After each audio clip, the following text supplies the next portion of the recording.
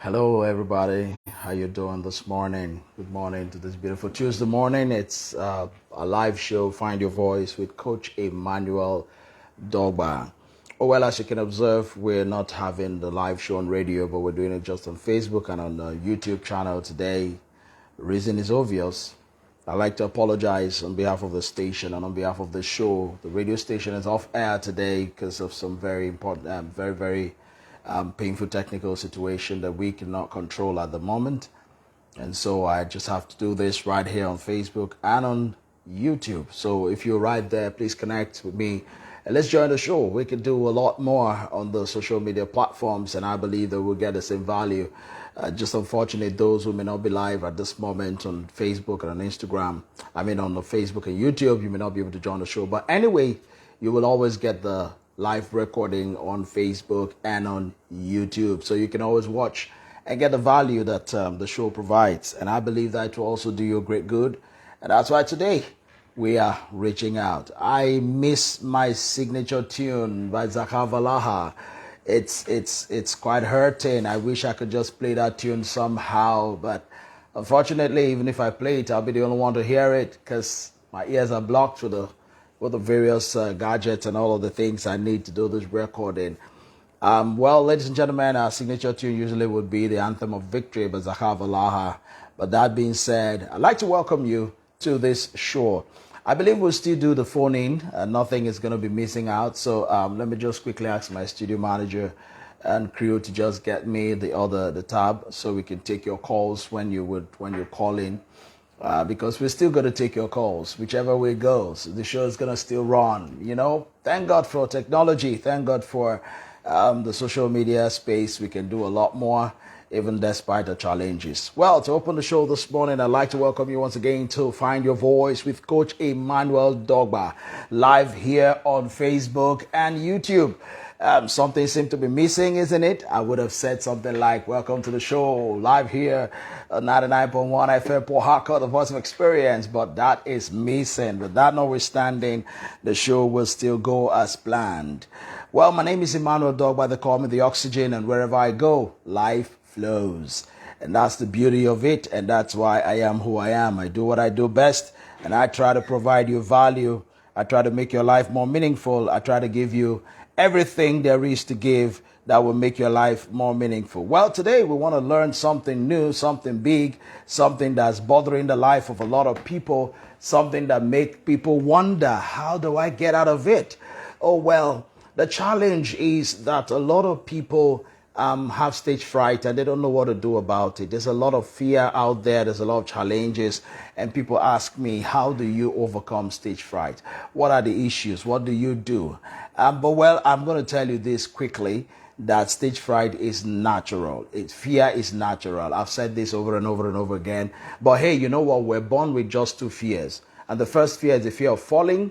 And the second fear is the fear of a loud noise. These are just the two natural fears that we all have, and we're born with it. But you know what? We outgrow these fears. So the question is, where did we get stage fright from?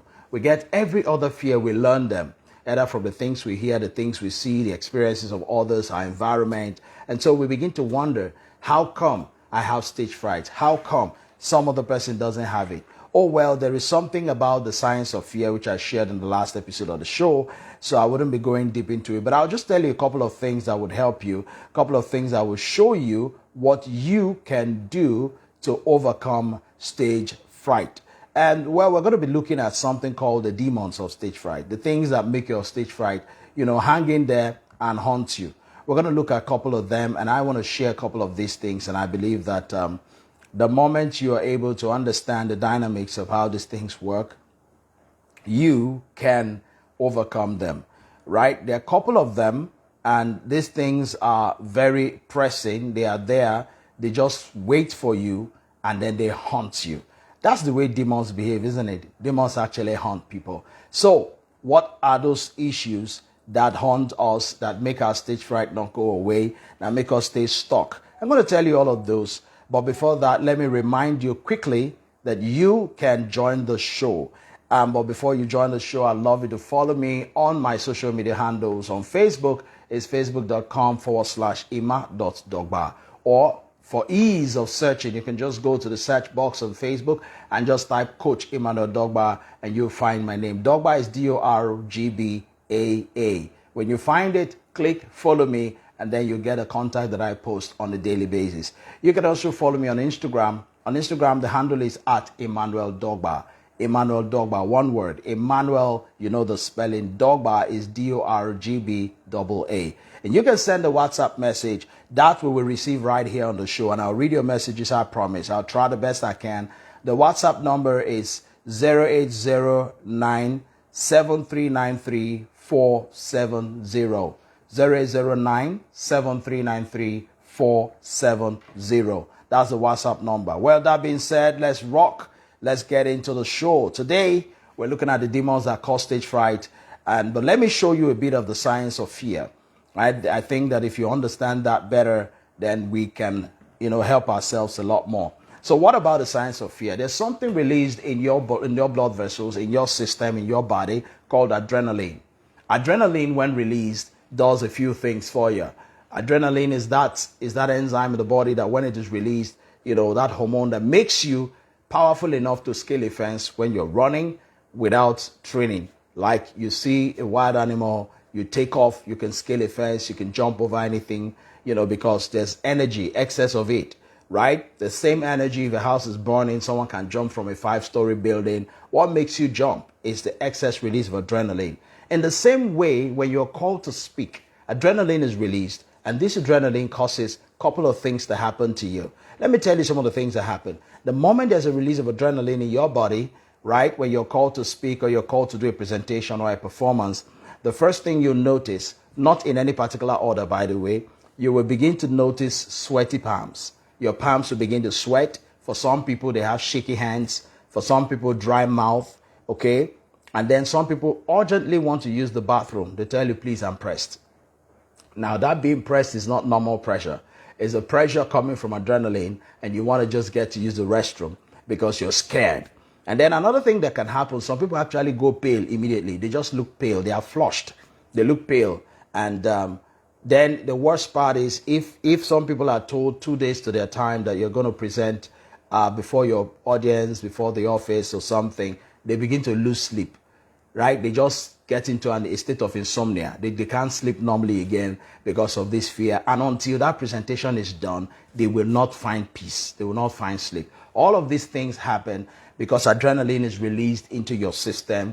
And that release of adrenaline is what causes you to have all these induced feelings, right? So now that you know a bit about the science of fear, we're going to look at those demons. I call them small demons. Those things that just make you feel inadequate. Those things that just make you feel, wow, what do I do next? I call them demons, right? There are 4 of them. You may have more, but these are 4 basic ones. The first on my list, the 4 demons that worsen your stage fright, is number 1, the fear of judgment. The fear of judgment. You see, when you are called upon to speak or you're told to do any performance of any kind, you are scared. Why are you scared? You feel that people will judge you. You feel that people will rate your performance, even when it is not a competition. The fear of judgment just keeps you bound, keeps you in a state of limbo, keeps you in a position where you begin to wonder, what do I do? How do I get out of here? And you tell yourself that, you know what, if I don't perform well, they're going to rate me. And the few people that respected me before, they will lose respect. So you begin to get into a state of fear of judgment. This fear of judgment is a little demon. Trust me, guys, you need to deal with it, right?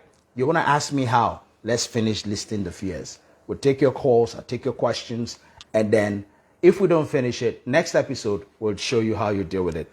The second demon is the fear of rejection.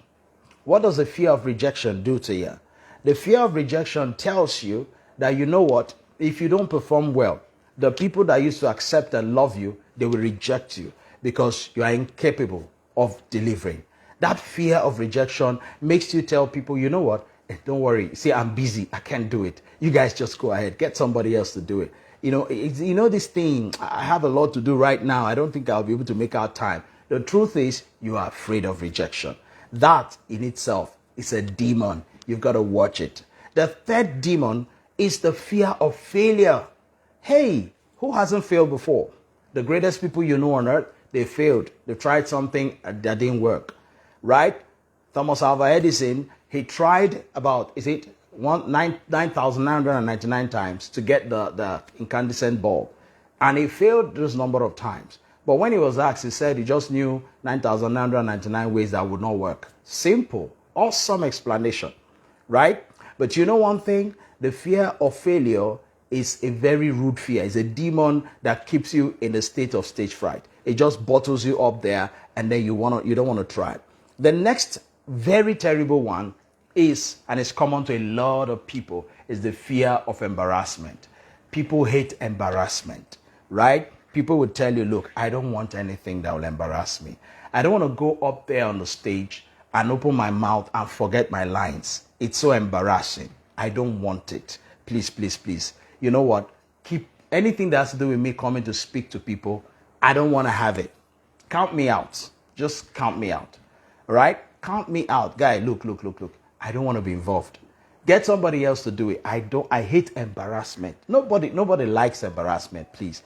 Nobody really likes embarrassment. However, these are demons. I've listed 4 of them. Fear of judgment, fear of rejection, fear of failure, and fear of embarrassment. All of these fears are real. But believe me, they become so real when you believe they are real. But let me shock you. All these little demons, they are creation of your mind. Yes. They are creation of your mind. We're going to talk about that in the next segment of the show. But right now, if you're watching on Facebook, you're watching on YouTube, you can call into the show. How nice it would be to be watching something on Facebook and making a phone call. Isn't it beautiful? I mean, give it a shot and see how you feel about it. Let's try it out. Never done that before, but it's the first time. There's always a first time to anything. The number to call if you're watching right now, you're joining the show, is 0805, I beg your pardon, 0805-6520-225. 080-565-20225. That's the number. In case you're joining us on Facebook or you're joining us on YouTube, please pick up your phone right now and you can call. If you send a Facebook message, I may not be able to respond on the go, so I will advise you make that call. If you make the call, it's an instant thing. Once I pick your call, I'll respond to you right on the go. But if you send a message, my response might be delayed because I will need to look at it, and some of the message could come immediately. Yours is dropping, another could just come, and of course, you might just miss the opportunity. So take up your phone and make the call right now. The number to call is 080-565-20225.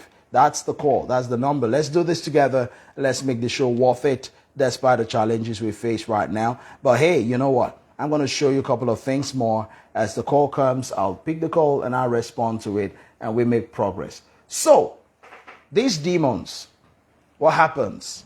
How do we tackle them? What do we do with these demons? That's a shocking question, isn't it? A lot of people ask me, I don't want to feel rejection. I don't want to be judged. I don't want to be embarrassed. In fact, I was in a training sometime last week, and I was coaching a couple of people, and the fear of judgment embarrassment just kept ringing and ringing and ringing. A couple of my students were asking, how do we get out of this fear? How do we deal with these issues? And I smiled and I said, guess what? First question, are these things so real?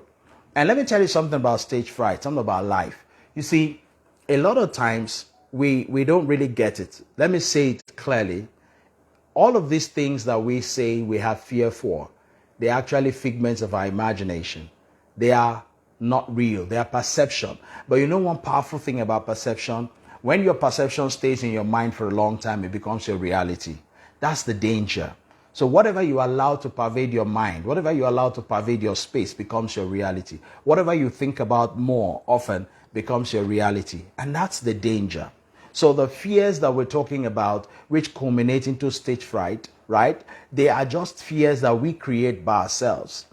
I've been in the business of public speaking for a number of years now, okay? And I've come to realize something. Nobody, except when you go for a competition, nobody's really judging you. People want to see the best you've got. And don't forget the global statistics. there are 73% of the world population that have stage fright. 73%. If you bring down the numbers to real terms, it means that in every room where you have 10 people, 7, because I can't say 7.3, you don't have a fraction of a human being. 7 people out of every 10 have stage fright. And so what that means is the number of people that have stage fright, there are so many that they won't have the time to judge you. Rather, they are surprised that you're doing what you're doing. They are amazed that you have the capacity to do what you're doing. Okay? So let's take the answers to the questions. Right. If you want to call in, please do that right now. 080-565-20225. That's the number to call. Right. So fear of judgment. Question.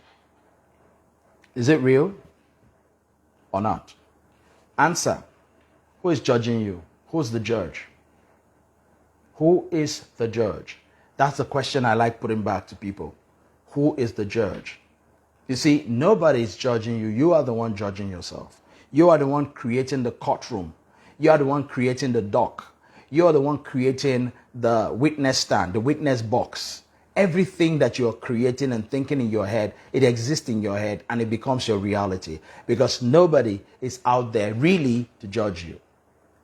People want to hear what you've got to say.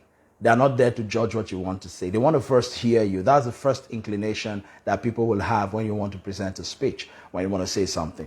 It is after you're done speaking that they will start doing analysis whether what you said was on point or otherwise. But while you're speaking, they want to hear you out. So who is the judge? You are. You are your own problem. You are the reason you have stage fright. You're the reason you're still sitting in there because, hey, that demon is in your head. First thing, that demon of judgment is in your head. You've got to knock that demon out of your head. Second demon is fear of rejection. Question, who's perfect? You're afraid people are going to reject you. What offense did you commit that they would reject you? Oh, you went on stage, you were about to say something, you skipped a line, or you forgot something, you chewed on your words, and you found your words back again and continued, and then you think people will reject you. Let me shock you, man. By the time you calm down, people will embrace you and say, wow, you tried. I didn't expect you to do so well. Have you ever got that feedback before? Wow. I mean, you wowed me. I was surprised. You know, I was afraid for you. I didn't know that you could deliver so well. You tried. Why you're saying, no, I didn't do it? I said, oh, man, you tried. Did you hear other people speak? You tried. Oh, my. So it means that the fear of rejection is all a creation of your mind. You are the one creating that scenario. You are the one building that imagery in your mind. It's not real. It doesn't exist. It's not true. You're the one creating that imagery in your mind. And then the third one is the fear of failure. The question I ask, who hasn't failed before? Show me someone who's successful today, and I will tell you that these people have recorded failures over and over and over again. Yes, they've recorded failure over and over and over again. So when you have this fear of failure, the question you want to ask yourself is, who hasn't failed before? And what if I fail? Elmer Wheeler said, out of the wreckage of yesterday are the successes of today built. So if you fail at something, it doesn't make you a failure. Failure is an event. If you fail at something, it's an event. It's something that happened. It just happened, and you're going to learn from it. So don't be afraid to fail. Get out there and speak. Get out there and deliver. You got what it takes. Don't let stage fright and the fear of failure rope you and tie you like a bound, someone that's bound, someone that's in prison. And then the last one that a lot of people struggle with is the fear of embarrassment. Oh my God. Men and women don't like to be embarrassed. People don't want things that will embarrass them.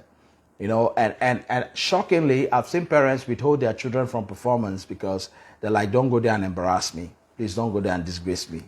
They call it disgrace, by the way. Embarrassment is mild. They simply don't go there and disgrace me. Just maintain your corner. Let other children who we know can do it. Let them go and do it. Excuse me. You're depriving. Now, you see, any parent that does that is actually forcing the child to live their own life. They are actually afraid of embarrassment. And they now transfer that fear into that child. And that's where the stage fright comes from. That's how we learn stage fright, because when your parents tell you, don't do this so that you will not embarrass me, they're actually transferring stage fright into that child. And that child learns that stage fright and grows with it. You see the point? That's where we pick up stage fright from, the environment. But let me tell you two things. Number one, about fear of embarrassment. A few people are more supportive than you think. People are more supportive than you think. People want to just encourage you, cheer you on. I gave an analogy in one of the training programs I did. And I asked, why is it that when children are doing a recitation or something and they miss their lines, or they're quoting some, they miss their lines, why do we clap for them really? And someone said we clap to encourage them. And I told the person that's not true. We don't clap to encourage them. We actually think that we clap to encourage them. We clap because we know that what they are doing there is not easy. That's the reason we clap. We clap because, man, we're like, wow, man, truly, what this child is standing there to do. In fact, some of us that clap the most, we just clap very well because we know we can't do it. So we're actually clapping to acknowledge our weakness. We're clapping to say, hey, you know what, this child is doing great, despite the mistake, despite the shortfall. This child is doing so well. I can't do it. So we clap. But we just deceive ourselves. We're clapping to encourage the child. That's not the fact. You're clapping because you identify that what the child is doing is a difficult thing that you perhaps may not have capacity to do, or you know what it takes to do it, even if you can do it. And then secondly, most people really don't care as much as you think they do. All right? You go out there, you say, I don't want to be embarrassed. People don't care. People really don't care.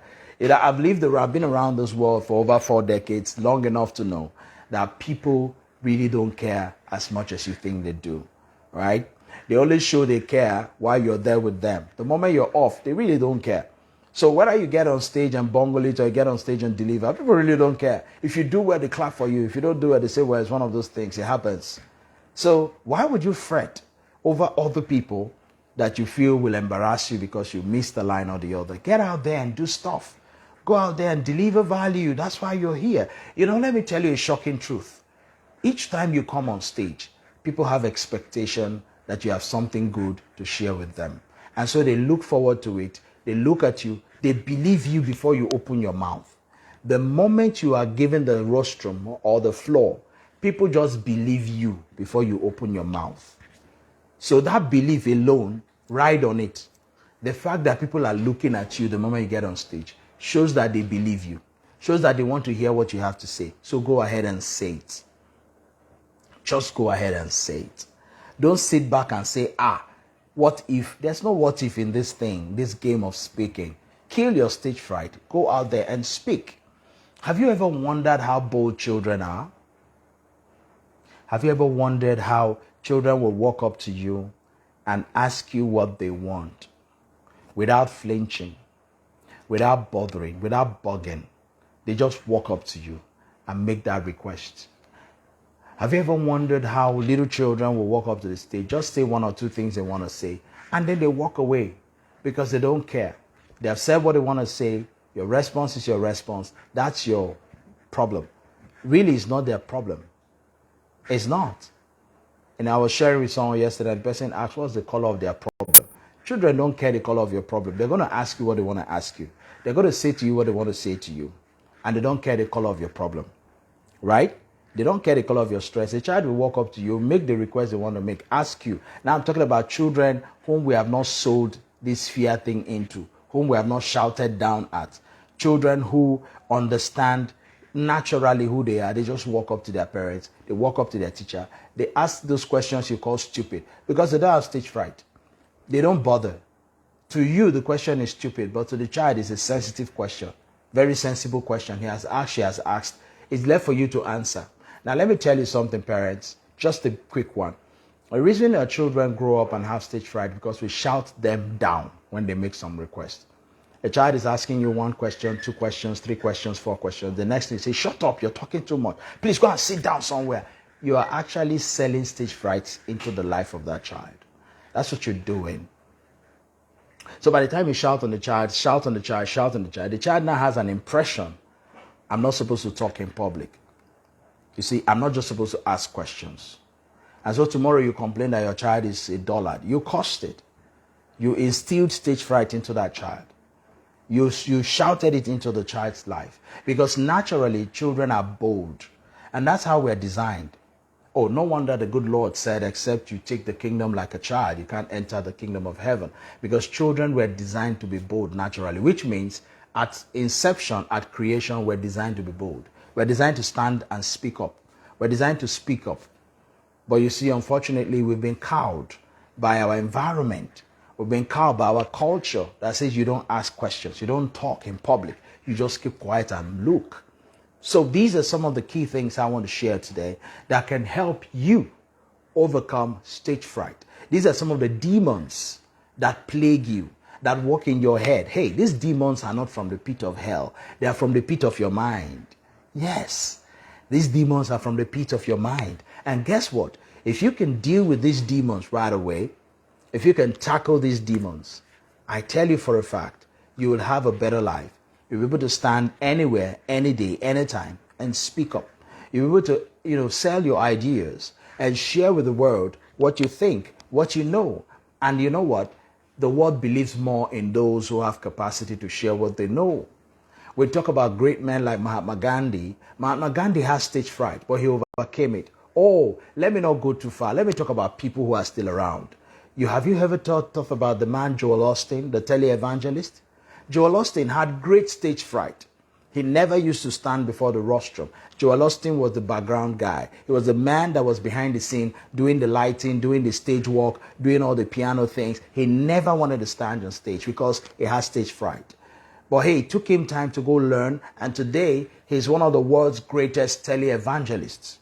Why? He overcame his stage fright. You too can overcome your stage fright. You want some help? I'm available. My name is Coach Emmanuel Dogba, and I am the oxygen. And wherever I go, life flows. You can reach out to me on my direct line or put a comment in the chat below. I need help, and I'll reach you. Or you want to call me directly, take this number right now. The number to call directly, not the line I use for the studio for the show. My direct personal contact is 0706 437 2015. 0706 437 2015. Call that number, reach out to me, just tell me I was with you on your show on Facebook and on YouTube, and I felt that I need value from you, and we'll get a discussion going, right? I believe that we can do a lot more as we continue on this journey. Once again, this show is Find Your Voice with Coach Emmanuel Dogba, the oxygen. And wherever I go, life flows. See you around as I believe you become a more confident person. Ciao, ciao.